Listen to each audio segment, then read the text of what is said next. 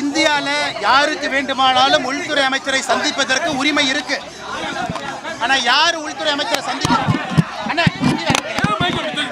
ஆனா இந்தியாவில் யாருக்கு வேண்டுமானாலும் உள்துறை அமைச்சரை சந்திப்பதற்கு அனுமதி இருக்கு. அது உள்துறை அமைச்சரும் சந்திக்கிறாங்க. ஆனா எனக்கு தமிழ்நாட்டிலிருந்து யார் அனுமதி வாங்கியிருக்கிறாங்க, எதுக்கு போய் பார்க்குறாங்கன்னு எனக்கு தெரியாதுங்கண்ணா. அதிகாரப்பூர்வமாக மாநிலத்தினுடைய சட்டம் ஒழுங்கை பற்றி தமிழ்நாட்டை சார்ந்த எந்த ஒரு தலைவராக இருந்தாலும் யாராக இருந்தாலும் உள்துறை அமைச்சர்கிட்ட போய் பேசலாம், பேசிட்டு தான் இருக்காங்க.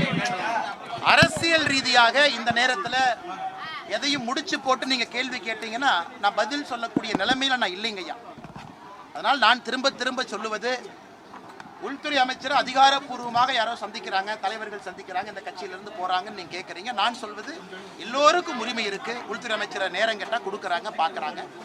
ஒருவேளை சந்திப்பு நடந்த பிறகு ஸ்பெசிஃபிக்கா ஒரு கேள்வி கேட்டீங்கன்னா நான் பதில் சொல்றேன். ஆனால் இன்னைக்கு நான் சொன்னா அது தவறா போயிடும். இல்லைன்னா நான் யாருமே முடிச்சு போடல. ஒரு இன்றைய சந்திப்பு அப்படிங்கிறது அதிமுக பாஜக கூட்டணி பேச்சுவார்த்தைக்கான தொடக்கம்.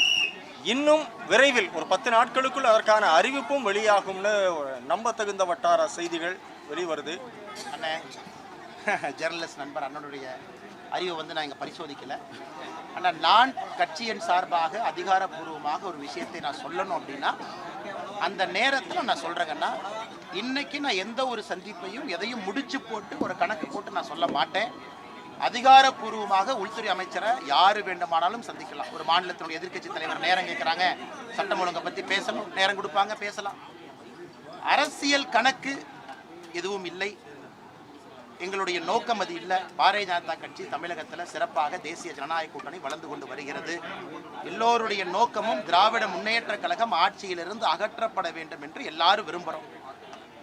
அது ஒற்றை கோட்டில் நம்ம தேசிய ஜனநாயக கூட்டணியுடைய தலைவர்கள் நீங்கள் பார்த்தீங்க, எல்லோரும் ஒரே மேடையில் இன்னைக்கு இருக்கிறாங்க. தேசிய ஜனநாயக கூட்டணியில் யார் வந்து வேண்டுமானாலும் இணையலாம். நம்ம யாரையும் வேண்டான்னு சொல்ல போறதில்லை. அதிகாரப்பூர்வமாக உள்துறை அமைச்சரை யார் வேண்டுமானாலும் சந்திக்கலாம். அவர்களையும் உள்துறை அமைச்சர் வேண்டாம் என்று சொல்ல போவது. அரசியல் சதுரங்கத்தில் காய்கள் எந்த பக்கம் வேண்டுமானாலும் எப்போது வேண்டுமானாலும் நகரலாம் அல்லது நகர்த்தப்படலாம் அப்படியா? ஆனால் இப்போ தான் நீங்கள் ஸ்டேஜில் பார்த்தீங்க, நம்முடைய தேசிய ஜனநாயக கூட்டணியினுடைய எல்லா தலைவர்களும் அல்லது வர முடியாத தலைவர்கள் அவருடைய பிரதிநிதிகளை அனுப்பியிருக்கிறாங்க. ஒரே மேடையில் மிக அற்புதமாக ரமலான் நோன்பு திறப்பு விழாவை பாரதிய ஜனதா கட்சி இங்கே நடத்தி காட்டியிருக்கின்றோம். இஸ்லாமிய சொந்தங்களோடு எப்பொழுதும் பாரதிய ஜனதா கட்சி இருக்கும் என்பதை நாம் தொடர்ந்து உணர்த்தி கொண்டிருக்கின்றோம். இப்போ இந்த நோன்பு விழாவை பார்த்து நம்முடைய முதலமைச்சர் அவர்கள் மாண்புமிகு ஐயா மு.க. ஸ்டாலின் ஐயா பொறாமப்படுற அளவுக்கு இந்த விழா நடந்திருக்கு. அது எப்படி பிஜேபி நடத்தலாம்? இதனை முதலமைச்சர் பேசுகிற வேலையா? நீங்கள் நடத்துறீங்க, நாங்கள் நடத்துகிறோம். எங்களுடைய கட்சியில் இஸ்லாமிய சொந்தங்கள் இருக்கிறாங்க. இஸ்லாமிய சொந்தங்கள் எங்கள் கட்சியை வழி நடத்துகிறாங்க.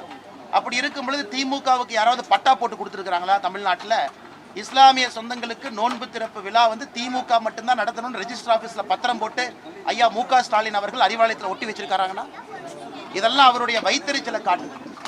இஸ்லாமிய சொந்தங்கள் இன்னைக்கு ஐயா மோடி அவர்களுடைய தலைமை ஏற்றுக்கிட்டாங்க. மோடி அவர்கள் செய்திருக்கக்கூடிய வேலைகளை பார்க்குறாங்க. இதையெல்லாம் பார்த்து தமிழகத்தினுடைய முதலமைச்சர் ஐயா ஸ்டாலின் அவர்கள் பொறாமப்படுறாங்க.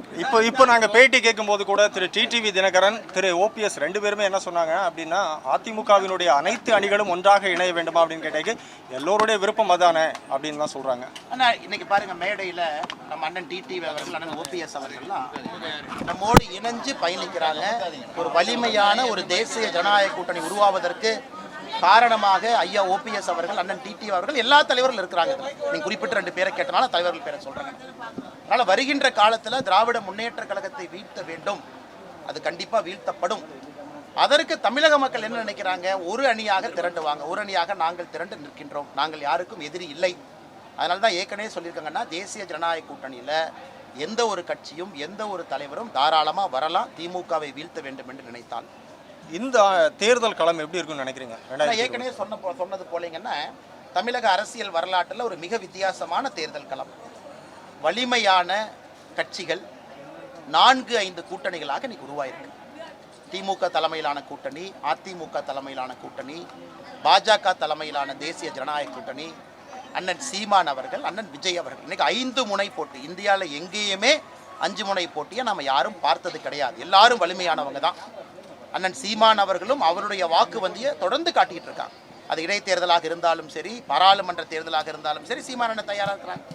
அதே போல் அண்ணன் விஜய் அவர்கள் புதிதாக வந்திருக்கிறாங்க, அவர்களும் நாங்களும் இன்னைக்கு பெருசாக இருக்கிறோம் அப்படின்னு தொடர்ந்து பேசுகிறாங்க.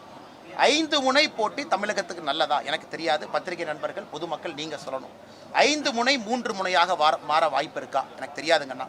அடுத்த 8 மாத காலத்தில் இந்த 5 முனை எப்படி போகுது நம்ம பார்ப்போங்கண்ணா. அலையன்ஸ் எப்படி போயிட்டு இருக்கு? அலையன்ஸ்க்கான பேச்சு அண்ணா நீங்கள் பார்த்தீங்களா ஸ்டேஜில் எல்லா அலையன்ஸ் தலைவர்களும் ஸ்டேஜில் இருந்தாங்க, எல்லாரும் இருந்தாங்க. பாரதிய ஜனதா கட்சியினுடைய இஸ்லாமிய சொந்தங்களுக்கு நோன்பு திறப்பு விழா, தேசிய ஜனநாயக கூட்டணி எவ்வளோ பிரம்மாண்டமான நிகழ்வை நீங்கள் பார்த்தீங்க. நம்மை பொறுத்தவரை பரஸ்பரம் விட்டு கொடுத்து அனுசரித்து தான் எல்லாரும் பயணம் செய்து கொண்டிருக்கின்றோம். அது கூட்டணியினுடைய மிக முக்கியம். சின்ன கட்சி பெரிய கட்சி என்று எப்பொழுதும் நாங்கள் பார்த்தது கிடையாது. எல்லோரையும் சமமாக தான் நடத்துகிறோம். வருகின்ற காலத்தில் தேசிய ஜனநாயக கூட்டணி இன்னும் பெரிதாகும், விரிவாகும். ஒரே நோக்கம் என்னன்னா, திராவிட முன்னேற்ற கழகத்தை வீழ்த்த வேண்டும். ஓகேவா?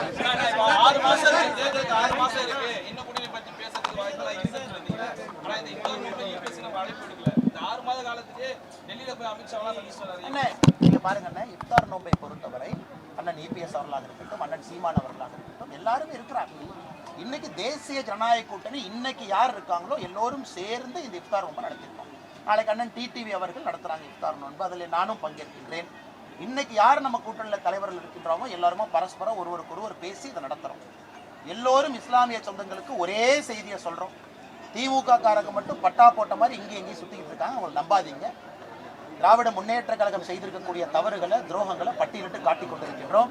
அதனால் இஸ்லாமிய சொந்தங்களாக இருக்கட்டும், கிறிஸ்தவ சொந்தங்களாக இருக்கட்டும், யாரும் அவர்களை வாக்கு வங்கியாக எடுத்துக்கொள்ள முடியாது.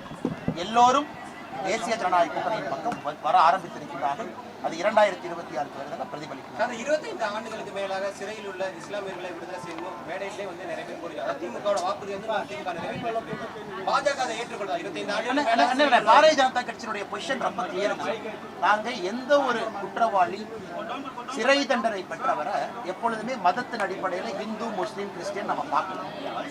நம்மை பொறுத்தவரை குற்றவாளிகளை 2 தரமாக பார்க்கின்றோம். ஃபண்டமெண்டலிஸ்ட் குற்றவாளிகள், அதாவது ஒரு பாம் பிளாஸ்ட், டெரர் இன்சிடென்ட்ல மாட்டிருக்கிறவங்க. எத்தனையோ இஸ்லாமிய சொந்தங்கள் வேறு வேறு கேஸ்ல லைஃப் இம்ப்ரிசன்மெண்ட் இருக்கிறாங்க. அவர்களுக்கு ஒரு மானசீக முறையில அவர்களுக்கு நல்ல ஒரு விஷயம் நடக்க வேண்டும் நினைக்கிறோம். 14 வருஷம் ஆயிடுச்சு சிறையில் வச்சிருக்கணுமா? எங்களை பொறுத்தவரை மதத்தின் அடிப்படையில் பார்க்காம ஃபண்டமெண்டலிஸ்ட் டெரர் இன்சிடென்ட் தான் பார்க்கணும்.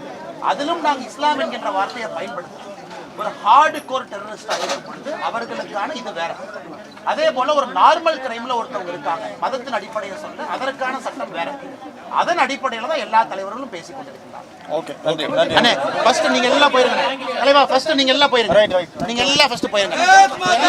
அனைத்து விதமான உள்ளூர் மற்றும் உலக செய்திகளுக்கு நமது www.adibantv.com என்ற இணையதளத்தை பார்வையிடவும்.